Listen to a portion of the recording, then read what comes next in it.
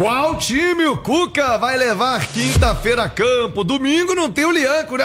Lianco, tomou o cartão vermelho, vai desfalcar o Galo. Qual será a provável escalação para a Copa Sul-Americana em busca da primeira vitória da competição? Quem tem os detalhes do Galo no Rádio Esportes, sempre ele, cantando alto com a massa, Cláudio Rezende. Bom dia, chega mais, Rezendão. Bom dia a você, Thiago, bom dia aos nossos comentaristas, quem acompanha o Rádio Esportes. Terça-feira, Thiago, ainda tem 2 treinamentos pro Cuca definir o time, hoje à tarde e amanhã, véspera do jogo, também para a definição. Eu tô sentindo que o Cuca vai mexer no Galo.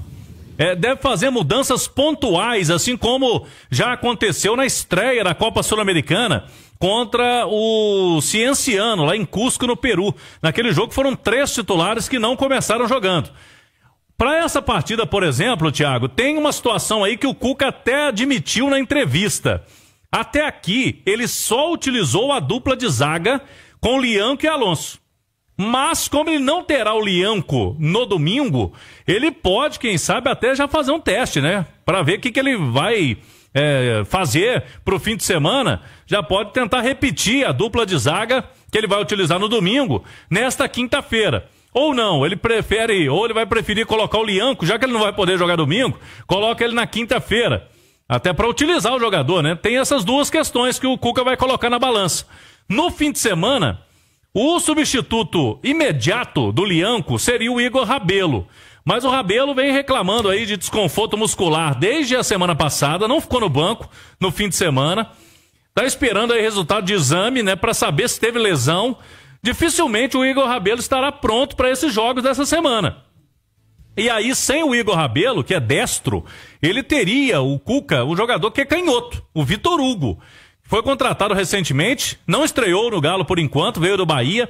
Jogador de confiança do Cuca. Ele vai colocar 2 jogadores canhotos na defesa. É uma situação aí para o treinador pensar na zaga. No meio campo, Thiago, o Rubens está pedindo passagem, né? O Rubens vem jogando bem. Todo jogo que ele entra elogiado pelo Cuca, foi assim também no domingo. Será que pode pintar o Rubens aí no lugar do Gabriel Menino, que vem sendo constantemente substituído, né, no Galo do Cuca? E lá no ataque, Thiago, seria um jogo bom pro Júnior Santos, né? O Júnior Santos está precisando de ritmo. Vai pegar um Deportes Iquique que não vence já 6 partidas, o time é o lanterna do Campeonato Chileno, perdeu na estreia em casa, de virada pro Caracas. Me parece um jogo bom aí pro Cuca dar rodagem e, quem sabe, mais confiança ao Júnior Santos. Então, algumas possibilidades de mudança nesse time do Galo para esse duelo de quinta-feira, 9h30 da noite, Thiago. Como é que é a história do Iquique? Não ganha há quanto tempo? Ele não ganha desde fevereiro. São 6 jogos já. É o último colocado do campeonato chileno, 16º. E perdeu pro Caracas em casa, né, Thiago? A gente sabe que o Caracas tem sua limitação. O Caracas, por exemplo, jogou no fim de semana com o Carabobo, lá no Campeonato Venezuelano, em casa, e perdeu pro Carabobo. O Caracas não foi aquele time que o Hulk deu chuteira lá quando foi jogar? O ano passado o Galo goleou lá e aqui. E o Hulk tem que dar chuteira pros jogadores, não foi? É um time bem modesto, né? Caracas. E o Iquique perdeu em casa pra eles. Ô, Nath, não vem com aquele papo. Ai, cuidado que o porco magro suja água. Ai, respeito. Ô, Nath, não tem jogo melhor em casa pra levantar o astral, arrumar aí um bom placar, uma boa atuação. Com todo respeito, Deportes Iquique? Não. Quinta-feira não. Ô, Nath, no mínimo. Mas não tem torcida. Mas é Sul-Americana. mas o Jorge Wilstermann uma vez complicou o Atlético. Mas não sei quem. O Colón eliminou. Não. Nath, quinta-feira não, Nath. Pelo amor de Deus. Nath Fiuza. Não. Quinta-feira não, como já diria você. Aliás, o Atlético tem uma semana perfeita, né? Pra tirar essa zica, passar a fazer gols, transformar as oportunidades em gols, até porque vai pegar times com defesas frágeis, times que darão ao Atlético o espaço que o Atlético gosta de ter pra criar, pra também dar a oportunidade desses atacantes calibrarem o pé, acertarem a pontaria. É uma semana com 2 adversários que possibilitam ao Atlético confirmar dentro do campo o favoritismo favoritismo e a qualidade que ele tem. Obviamente, o Vitória, no final de semana, é um time mais difícil que o Deportes Iquique, agora no meio de semana pela Copa Sul-Americana, até porque o nível do futebol brasileiro, mesmo quando a gente fala de um time, né, mais modesto como o Vitória, é superior ao que a gente está falando de um time que briga na parte de baixo do campeonato chileno, mas é uma semana que não dá para o Atlético arrumar desculpas, digamos assim, ainda que seja jogo sem torcida, enfim, todas essas questões. Não dá para ter muletas essa semana, são 2 jogos para vencer.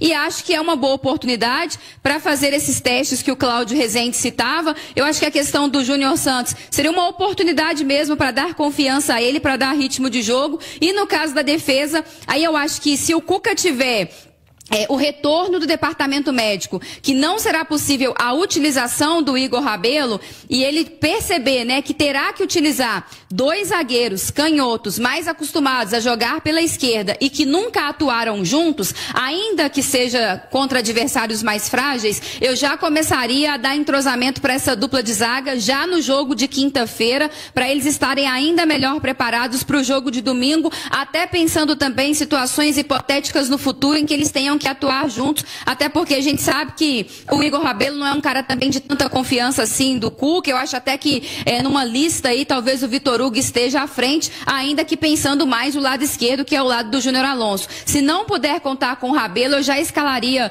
Vitor Hugo e Alonso já na quinta-feira para já testar e ver se funciona, até para ele ter tempo de tentar pensar uma outra alternativa para domingo, caso não dê certo, viu, Thiago? Ô, Alexandre Simões, a Nath falou, como sempre, com muita coerência, falou e falou bem, Nath.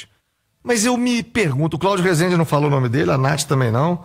Cadê o Rômulo, gente? O que aconteceu com o Rômulo no Atlético? Não, tava no banco, domingo. Pois é, já, não, eu vi. Já é melhorzinho, tudo bem. Chegou mas até a aquecer ali, isso, ele de baixo ali. Não é cogitado, sabe? Ele não fez nada, até onde a gente saiba, nada que o desabone. Por exemplo, não faltou um treino, não é um garoto da noite, deslumbrou. Né? Até onde se sabe, não teve nada disso. E quando ele esteve em campo no ano passado, Cláudio Rezende pode me ajudar. O último jogo dele deve ter sido agosto, setembro. Né? Por aí. Foi. Também não teve nenhuma conduta que o desabonasse dentro de campo. Pelo contrário, fez até gol, jogou bem. E sumiu. Ô Simões, com todo respeito, você vai enfrentar o lanterna do campeonato chileno. Sem ninguém no Mineirão. Sem torcida para pôr pressão. Não tem jogo melhor pra você colocar um garoto para pegar ritmo num time acertado, que é o time do Galo, do que um jogo desse, Simões. Ou vai esperar não ter ninguém no Brasileiro pra você enfrentar um Palmeiras e lançar o menino?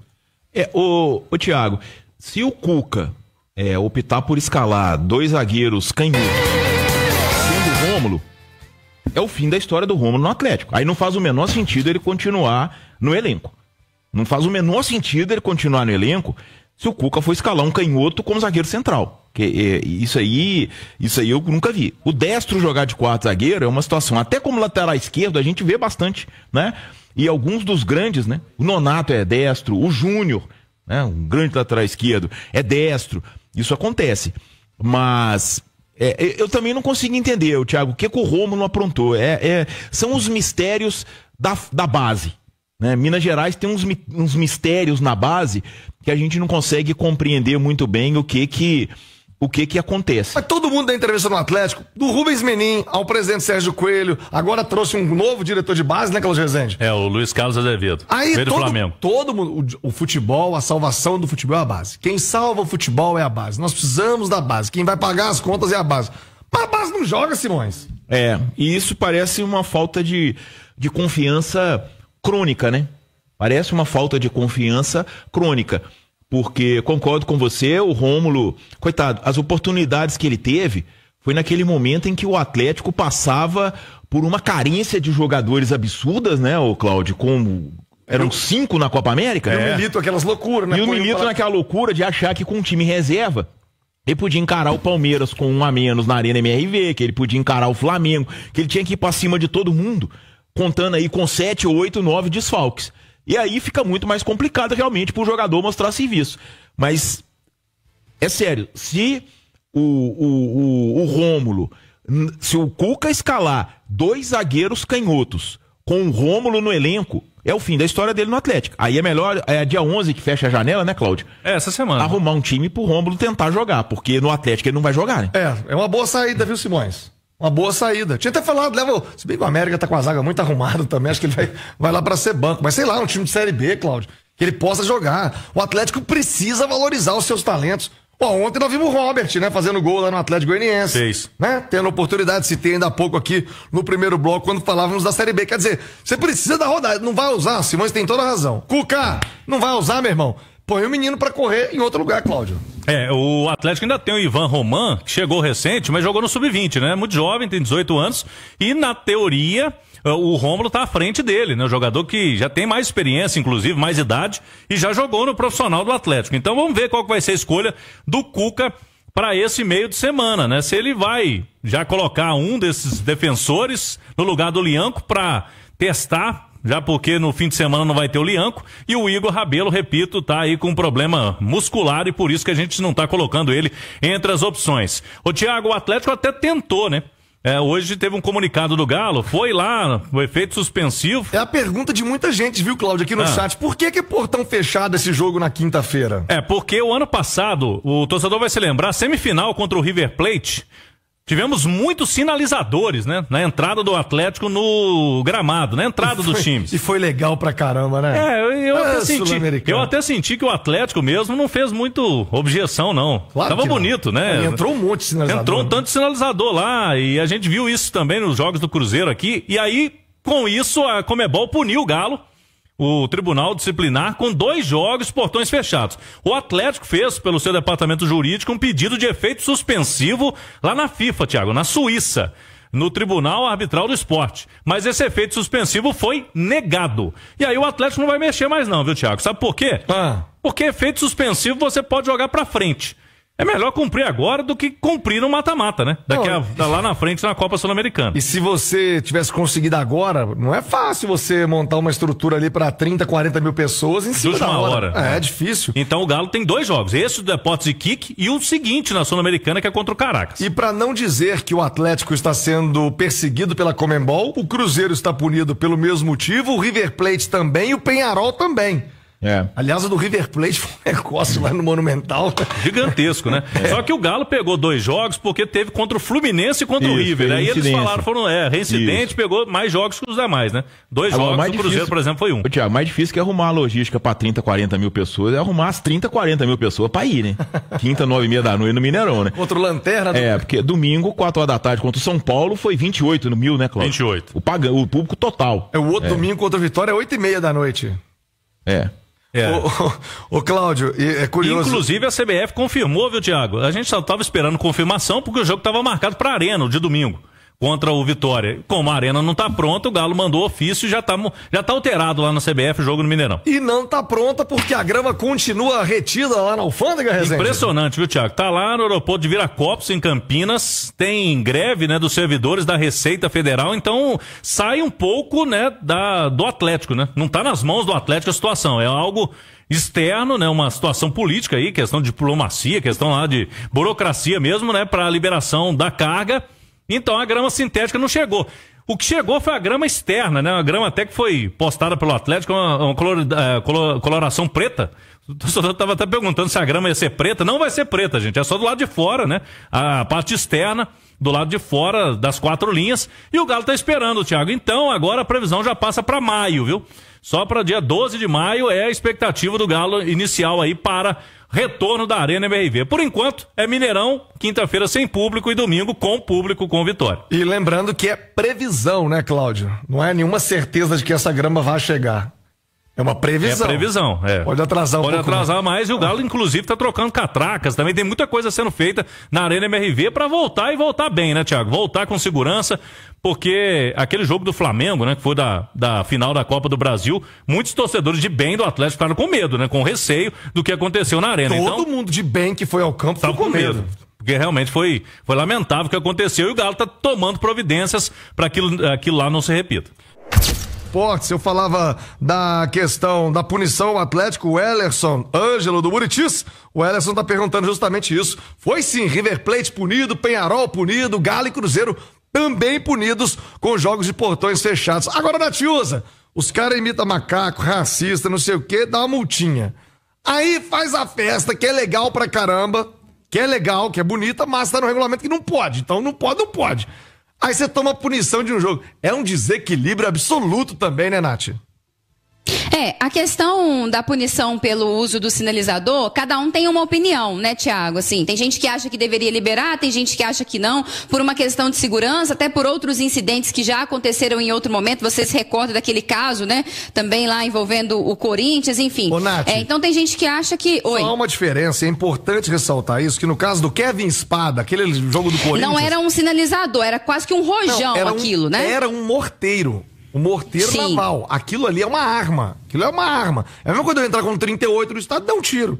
E o cara acertou o rosto do menino. Ele morreu na Bolívia, aquela história toda dos corintianos lá em Oruro, na Bolívia. O sinalizador hoje, essa pirotecnia, né, que na Europa acontece muito, em especial ali no leste europeu, é muito bonito, é legal. Mas eu entendo, se você tem no regulamento, não pode. Agora, tem que equivaler a punição, né, Nath?